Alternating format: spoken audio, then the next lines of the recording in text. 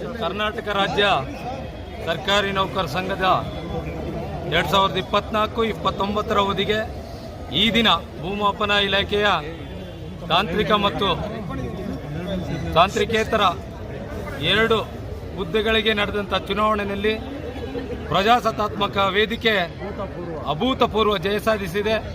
ಇದಕ್ಕೆ ಕಾರಣೀಕರ್ತರಾದಂಥ ನಮ್ಮ ಇಲಾಖೆಯ ಎಲ್ಲ ಸಮಸ್ತ ಸರ್ಕಾರಿ ನೌಕರರಾದಂಥ ನಮ್ಮ ಎಲ್ಲ ಭೂಮಾಪನ ಇಲಾಖೆಯ ನೌಕರರಿಗೆ ನಾವು ಮೊದಲನೇದಾಗಿ ಅವರಿಗೆ ಕೃತಜ್ಞತೆಯನ್ನು ಸಲ್ಲಿಸ್ತಾ ಇದ್ದೇವೆ. ಅವರಿಗೆ ಅಭಿನಂದನೆಯನ್ನು ಕೂಡ ಸಲ್ಲಿಸ್ತಾ ಇದ್ದೇನೆ.